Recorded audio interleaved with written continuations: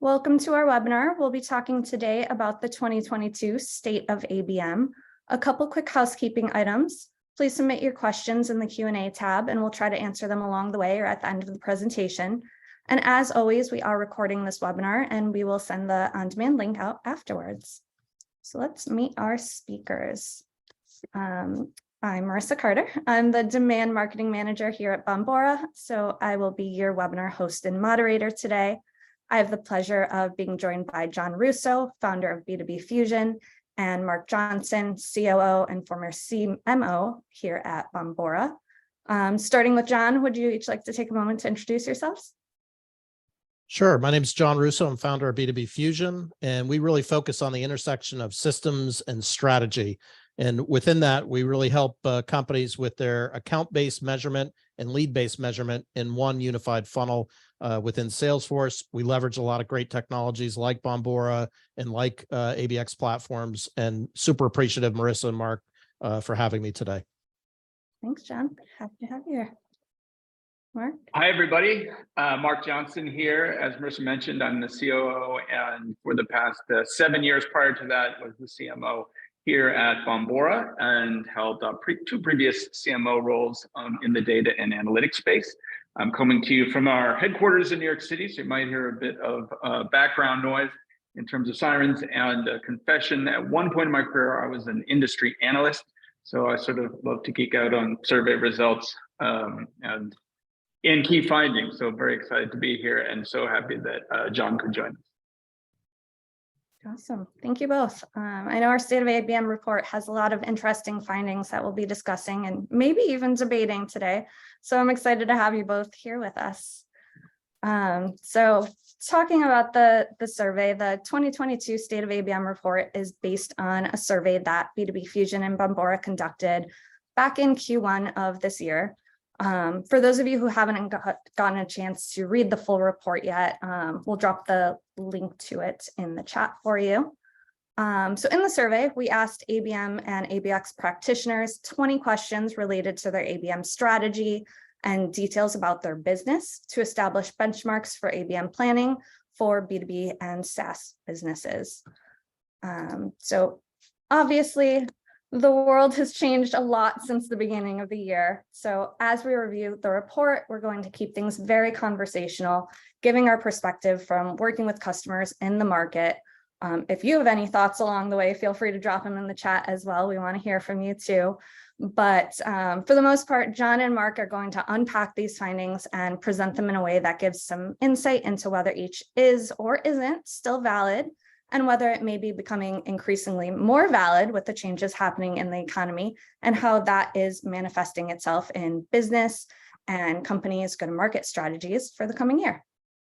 Now, before we dive into that, we want to kick it off with a poll.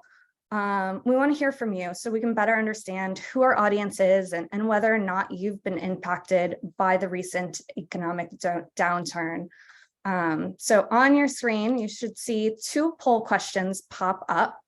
One will be asking, what industry do you work in? And then the second is, has your company or industry been affected by the recent layoffs? So I'm going to give everyone about 30 seconds to respond here. And then we can take a look at the results here.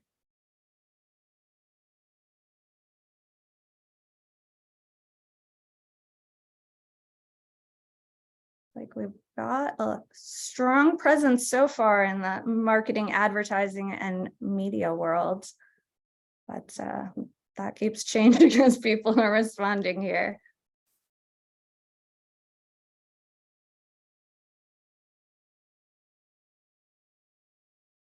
All right, I'll give everyone about 10 more seconds to get your responses in, and then I'll end the poll and we'll publish the results.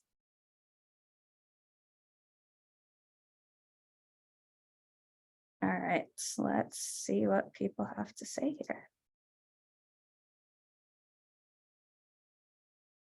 All right, so looks like the majority of our audience is in tech and SaaS, no surprise there, followed by marketing. And as far as layoffs and industry, it looks like it's pretty split, although more so we're seeing it in the industry. John, Mark, do you have any thoughts on these results here before we continue? Just to processing seems, yeah, it seems about right. To the introduction, we'll keep this lens sort of in the background as we go through the results of the larger survey, as well as how the all the industry changes that have happened and macro changes that have happened since the survey was, or the report was conducted. So Definitely. John, anything to add there? Yeah, I guess not a huge surprise in terms of the results. Tech and SaaS, we're definitely seeing and hearing a lot more impact right now on the layoffs and potential, industry as layoffs. I'm not hearing it as much in kind of the established markets like healthcare, manufacturing, that type of thing. So it seems to be the numbers seem to be consistent from what I'm hearing as well. Absolutely. Cool. Well, now let's dive right into the report and hear about the state of ABM. So our first finding shows that higher ABM budget lends to more targeted ABM or more one-to-one ABM efforts. So how will budget cuts potentially affect this? Yeah, I can weigh in with an opinion, and it's interesting. I think in the warm-ups that we were doing prior to this, I was pretty adamant thinking, companies automatically will be cutting and they'll be focusing a lot more on fewer accounts as opposed to more accounts. I had bumped into something on LinkedIn, though, from a reputable sales leader who said, now's the time to actually expand the number of accounts. So I don't know if I necessarily agree with that reputable sales leader. I think in reality, we're going to see a lot more focus on fewer accounts, just because the fewer means more relevancy or better chance of relevancy and better chance of conversion, and maybe not expanding. So that's what I would see in terms of the change of types of investments across all three categories.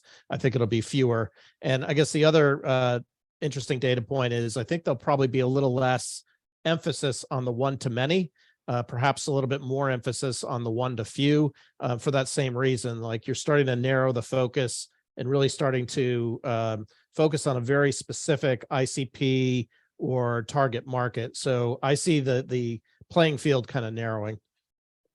yeah, agreed. That shrinking of the one-to-many potentially as sometimes that's really but it's demand gen, or God forbid, more background branding, and harder to articulate the value of that and demonstrate that value. So I would agree that that's the area where we might see some reduced spend.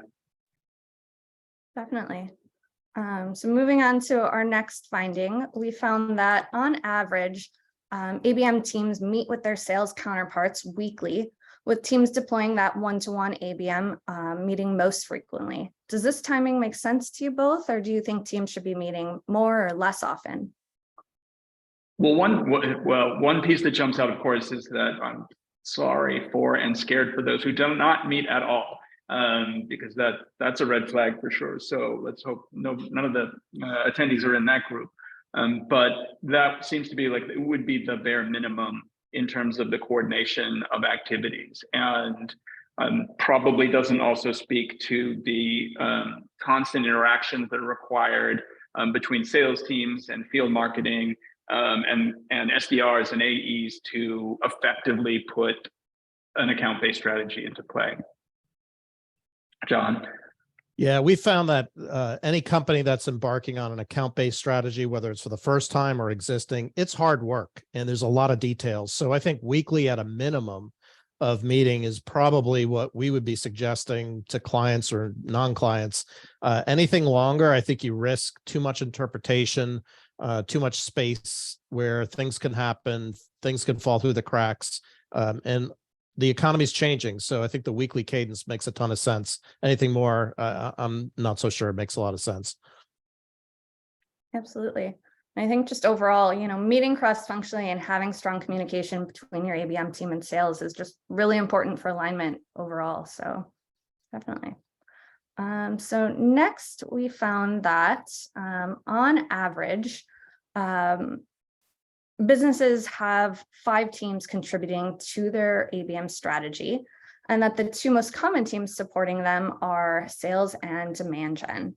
So is this changing? And if so, how? Yeah, I think one reaction that I had to this was I was really excited to see content was as high as it was, especially in this environment where you really have to have relevant content to get the attention of somebody. There's so much noise out there. Everybody is so stretched. And you think about some of the companies that are undergoing the layoffs or the industries, you're still having to do the same amount of work with fewer people. So that content really becomes relevant. So, I'm glad that it was in the top 3. What I think is probably happening here is the SDR BDR side, to me, is rising in importance since Q1, because I feel like they're the Achilles heel between marketing and sales, either in the handoff, the interpretation of the insights, to really go after the right ABM accounts, to qualify for the sales function. They are really, really critical. So to me, I think the content and SDR are probably 1 and 2 right now. I agreed. One thing that jumps out in terms of the results here also is, maybe I'm calling out all the scary things, is that the C-suite is only 5% of responding, only at 5%, which in our perspective, that's pretty low, and they need to be contributing and part of the larger strategy. In terms of how the economy and challenges and budget pressures affect this, I agree with John. I think maybe also there's some future state in which the silos get more integrated and more broken down. We still see account-based as a coordination of distinct activities, and maybe on the other side of rising from the ashes of all these challenges, companies build teams specifically from the ground up for account-based. So we'll look to see how that changes over time. Yeah, I agree. I think the results here will shift a bit in 2023. So our next finding talks about how businesses use an average of 2 tools or platforms to support their ABM strategy. Do you guys think that's about right, or would you expect it to be higher or lower? So I think with this one, we should do a bit of clarification. The way that the survey question was framed, it was really focused on platforms as opposed to all MarTech tools, if you will. So this is really platforms. It does seem a little surprising that still using 2 platforms, perhaps a legacy of specialization over or perceived specialization of different ABM platforms over time. From my perspective, and from some of the other data that we've seen, and I'll talk about it later, from whether it's Gartner or D&B or other research, that there's a lot of pressure on the stack. The Scott Brinker chart, the most recent one, is there's 20% more MarTech tools, and the challenge that marketers have in even extracting the value from a stack that could be this large will force more consolidation. Yeah, I think just to add on to that, and I think Forrester too, every analyst out there has their prediction of kind of the rationalization of the MarTech stack. On the flip side of that, I think what you'll see is a lot more efficiency of using these technologies. So for example, and I'm not a Bombora employee, but Bombora is embedded in a lot of these ABX platforms.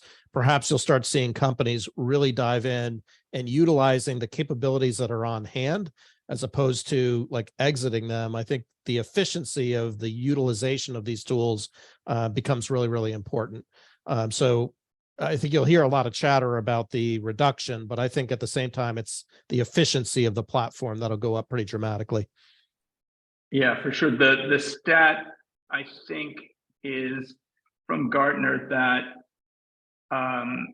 only 42% of respondents to this one survey question were using quote unquote the full breadth of their MarTech stack. So right to your point in terms of making the most out of it.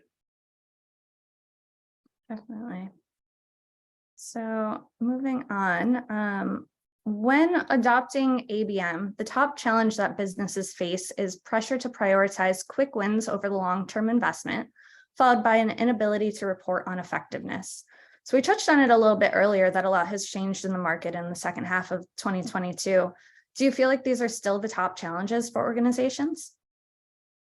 Yeah, and I'm nodding my head up and down saying yes. I think 1 and 2 are inextricably linked in that there's a lot of pressure to show the results. And to me, the quick wins are early engagement. But how do you display that? How do you measure that? How do you account for that becomes the question.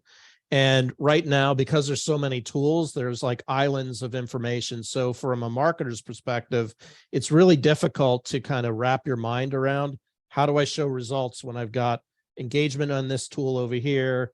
I've got my marketing automation showing something else different from my ABX platform. It's really hard to reconcile. And at the same time, executives are going to be looking for a return on investment, non-marketing executives in particular. So the pressure right now is probably greater than it's ever been for those quick wins. As all of us know on this call, there's nothing quick with account-based. Like it takes a village to do it well. And that's why kind of that measurement of early indicators or leading indicators becomes really critical.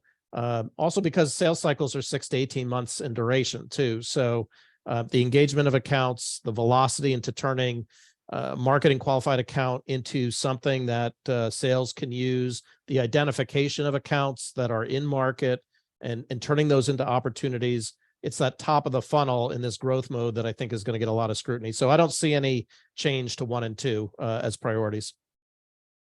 Yeah, agreed. The idea that ABM is a quick win game is scary, and just the self-fulfilling prophecy of the inability to measure driving more sort of non-targeted activity will just keep fulfilling itself.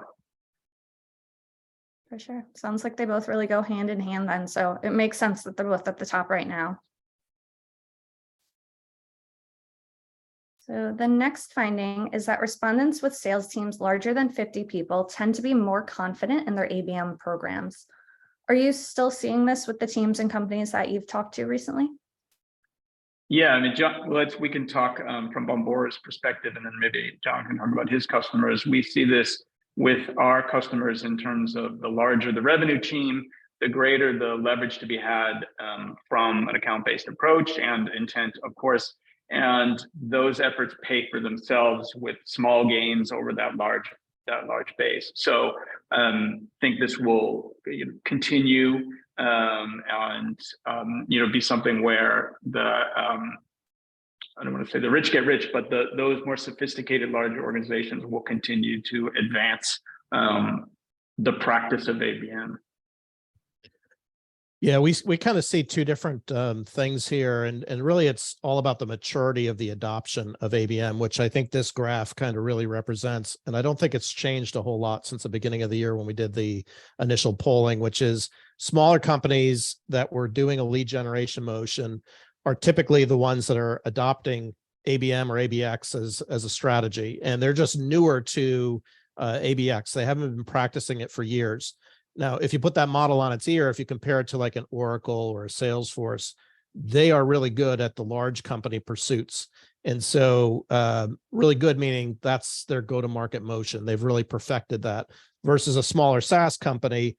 And smaller SaaS can range anywhere from 100 to 1,000 employees. And that's what we see most frequently in our segment of focus. They're just kind of struggling with the fundamentals. So I think this kind of represents the maturity of the go-to-market motion of account-based in those types of organizations. For sure. I think that the size of your sales team can definitely affect this.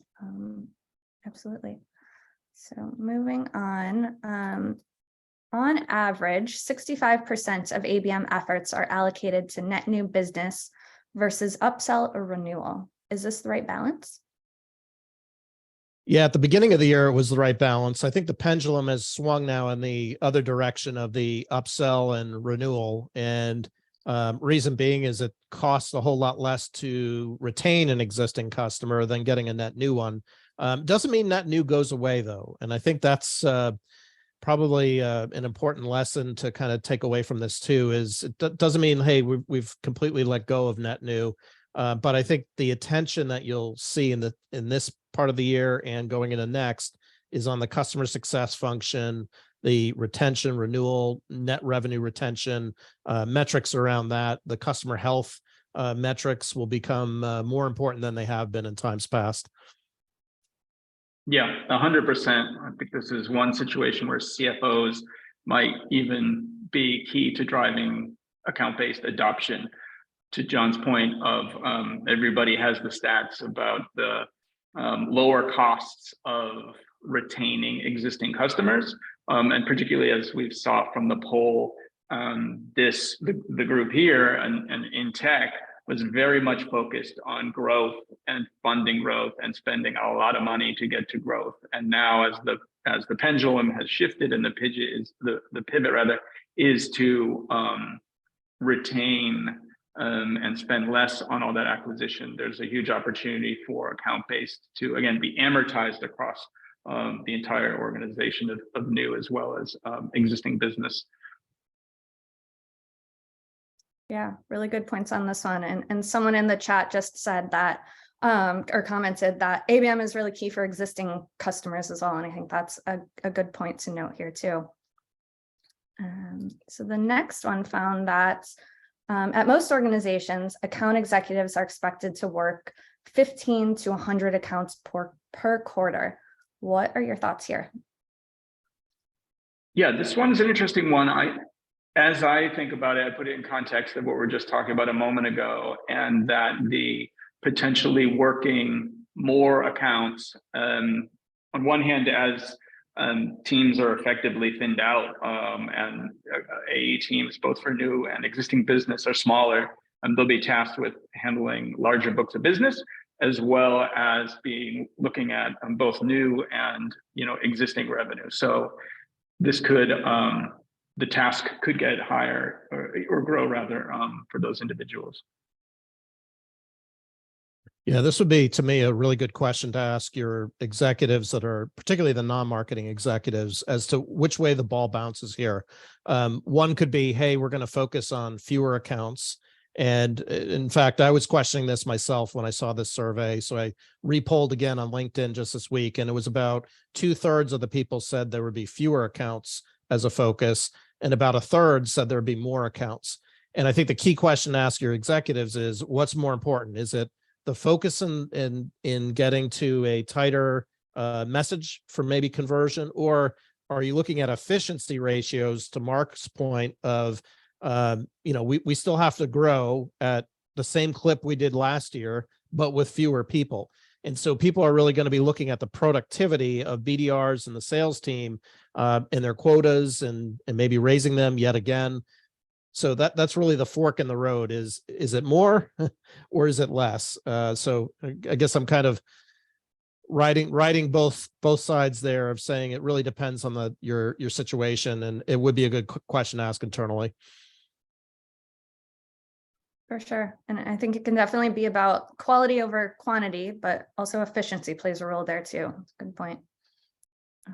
So the next one shows that each quarter, a single account-based marketer supports an average of 23 accounts for one-to-one, 152 accounts for one-to-few, and 1,802 accounts for one-to-many ABM efforts. Does this sound right, or do you think it will be shifting in the future? Yeah, I think this kind of, it's a very interesting data, and it's hard to tell what size company. So we're saying on average, these are the average numbers. I see in the smaller segments, the 100 to 1,000 segment, that companies are not doing one-to-one at all. Maybe they're doing one-to-few, they're definitely doing one-to-many, but they're really not doing one-to-one as well as large enterprises do, where they make an all-in investment, meaning tens of thousands of dollars, people that are dedicated to an account. people that are dedicated to understanding all the motions within that account. You just can't afford to do that in a smaller SaaS organization. So going back to what I said earlier, what I think will end up happening here is the one-to-many may shrink a little bit, and the emphasis on one-to-few, I think, will generally increase. One-to-one, I don't know, maybe it remains unchanged. That would be the way I kind of see the data popping out. Yeah, agreed. That's sort of, consistent with that cutting of what are effectively broad-based approaches with the one-to-many. Also, probably somewhere in this data is back to the point of dedicated resources in terms of an account-based marketer, supporting those numbers exclusively, in addition to whether it's field marketing or demand gen or content creation, all those other activities and jobs that people have, which are more functionally oriented. So it's probably that ratio might go down a little bit if we uncovered that. So maybe that's also for the next go round. We'll get more detailed under the covers there of what account-based roles are and what is account-based marketer specifically. Sure. All right, so that brings us to our last finding, which shows that the more targeted ABM efforts are, the more businesses allocated a higher budget per target account per year. So how do you see these numbers shifting, if at all?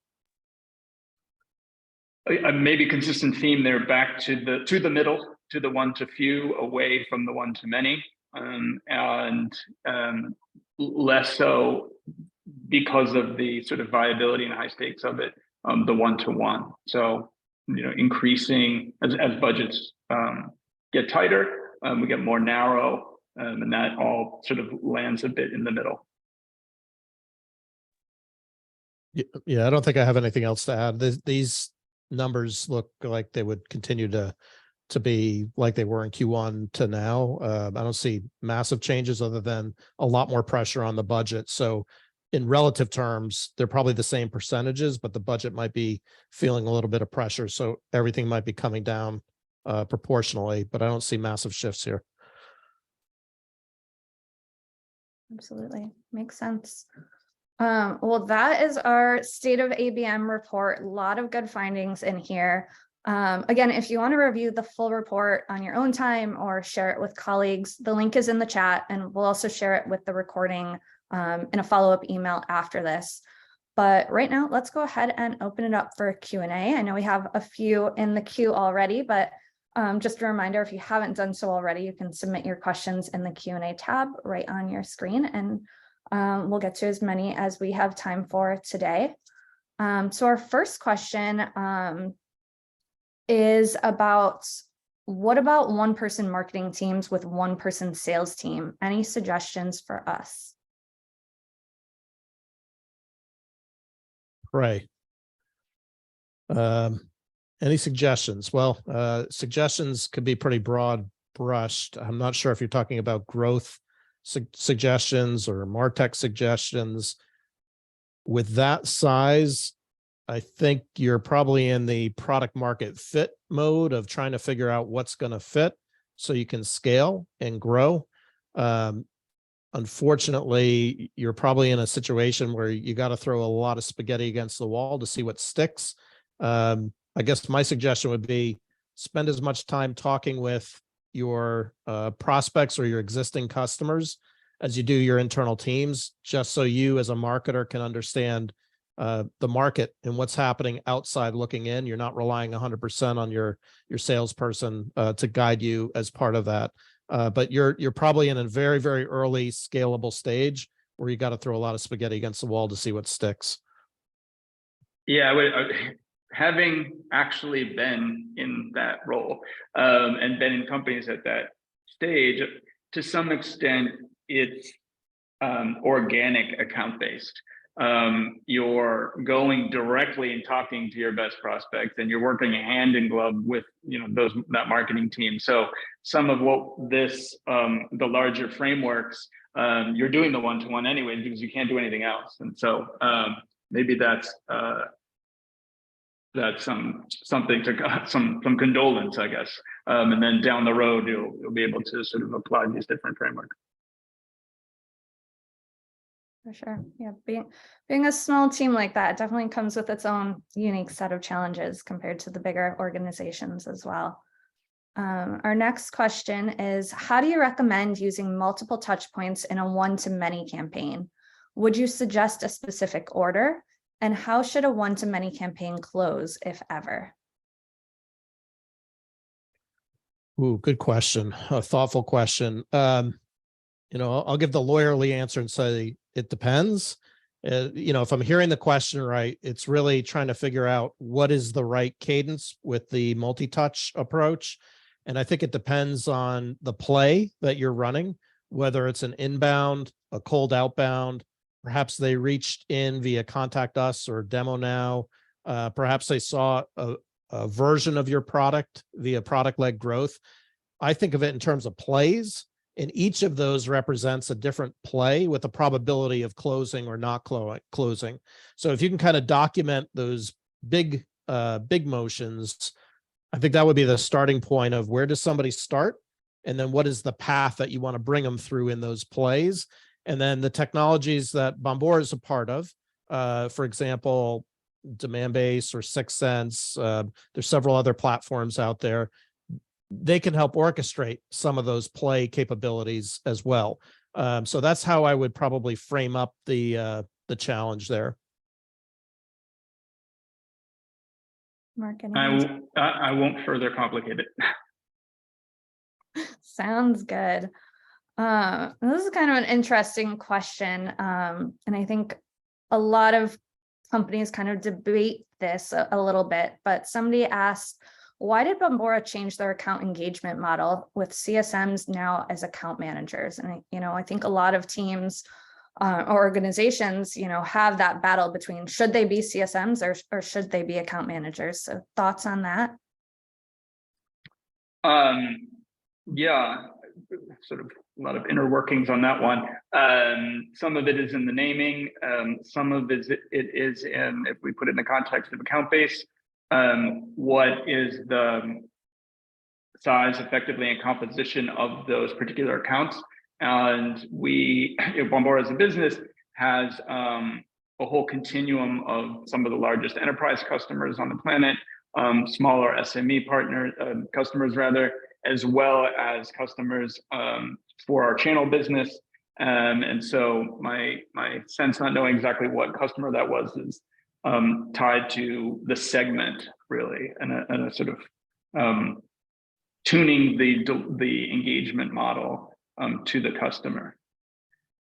I was going to, well, I don't know if John has a comment on our customer support, but I was going to comment. I think there was one about the C-suite statistic as well, and whether that low number is accurate or not, which is a valid question. That we had done a previous webinar targeted specifically what the C-suite should know or should be involved in around account based, and the external research still continued to show that the C-suite is not as involved directly in setting that strategy, and oftentimes maybe it's the name, and maybe it gets pigeonholed into marketing, or at best into the go-to-market approach, but it is more often like, what is the CFO's role? What is the CPO's role? What are all the C-level execs have to do to make this an organizational strategy as opposed to only a go-to-market strategy? So a persistent theme, maybe the numbers vary a little bit. John, do you have a perspective on that? Yeah, it's a very interesting question. I think Brandon had asked this question about kind of the C-suite percentage, and we said kind of the pendulum was swinging. There's a really good survey that the CEO of Gainsight did. It was late in the summer, Nick Mehta, and he was asking CEOs and kind of the great unwashed of LinkedIn, so to speak, where do you make the next investment in terms of headcount, and then who do you cut was the other area. And the number one answer that people came back with in terms of net new headcount was in customer success. So I think the pendulum swung since the time that we did this survey, which was Q1, to kind of, the latter part of the year, and Nick's survey would kind of validate it. Incidentally, he also said the number one issue that number one area he would cut would be marketing. I pushed back on that in the comments. He actually responded, which I was surprised that, as busy as he is, he responded to me. But my feeling is you need the tools to really guide you as to what's happening with this hybrid work environment that we find ourselves in. You have to figure out digitally where people are in their buying journey, and cutting marketing is like cutting your growth. So my suggestion was to really look more carefully at the sales side of things. Of course, if you're a sales brother or sister on this call, you're not going to want to hear that. But to me, it's the ball has shifted even further with this COVID, where there's so much work that's happening offline that marketing becomes just as important. So I digress from answering your question. The C-suite and customer success is indeed an area that's getting more attention and more funding. Yeah, and I guess you're adding a little bit to that, piling onto that with other sort of research and validation that we see both as a company, as an industry, and not just because I used to be a CMO, but the primacy of sales is waning, and the control that the sales function has over the buyer's journey is lessening, and that's a function of self-directed buyers, of larger buying committees, et cetera. And so, to your point, John, the experience that's going to be delivered has to be enabled by who? It's marketing, and increasingly a customer experience. So cutting marketing is not just marketing, it's cutting all the touch points that are happening as part of a larger account-based approach. Absolutely. The next question actually leads into a question I had for you guys that we had discussed previously, but the question itself is, what does an ABM roadmap look like? And I think that really ties into our next slide here that I wanted to get to before we wrap up. And for those of you in the audience, feel free to submit your thoughts in the chat on this one too. But, Mark and John, you both have been looking at all the data. You've been talking to people in preparation. We just went through this. So what are 2 to 3 things that stand out for you? What are your predictions for 2023? And how does that ABM roadmap tie in as well? Yeah, great question. And almost 2 questions there, like what are the predictions, and then what is the roadmap? And I'll frame up the predictions, and then I'll kind of jumble around on the roadmap. But the roadmap framework I'll use will be crawl, walk, run in terms of what to focus on and what not to focus on. So to me, you're probably at the walk stage of account-based in terms of adoption when you're looking at measurement. And why I think measurement's number one priority is because others are thinking that too. I was just on another webinar with ITSMA, and they run an annual survey. I've got a lot of time for their organization. They focus really on the professional services of account-based, and they've got acquired by a company called Momentum ABM over in the UK. But they too had surveyed their user base, and the number one issue was measurement. Now, from what I was saying earlier, there's just going to be a premium on kind of those quick wins. And so the leading indicators of measurement are more specifically what is going to be, I think, a lot of pressure here going into Q1. Kind of at the crawl stage, which is the roadmap, is the other prediction, which is kind of boring, but it's the return of process and data fundamentals. I think that we've made all these investments in technology and often overlooked because it's hard stuff to kind of wrap your mind around. How do you enable the sales organization to have all their insights in one place so they can close more effectively? And a lot of that has to do with data models, data structures, the process handoffs between marketing to BDR and sales. Is it an MQA? Is it an MQL? All those processes and functions and fundamentals, I think, will become really relevant because that's what's going to be at the heart of the conversion for companies. So you're really going to have your fundamentals down. What you don't want to be in a situation of is talking to customers as if they're prospects. You're going to want to know your customers and their pain points really well, and that would be an issue of not knowing data. And then I'm going to be the contrarian here. I know we do a lot of work with supporting the Forrester model. That Forrester's come out with a couple different models of opportunity and contacts, and we support all of Forrester's thinking there. And we support also the lead-based model in how Forrester thinks of things.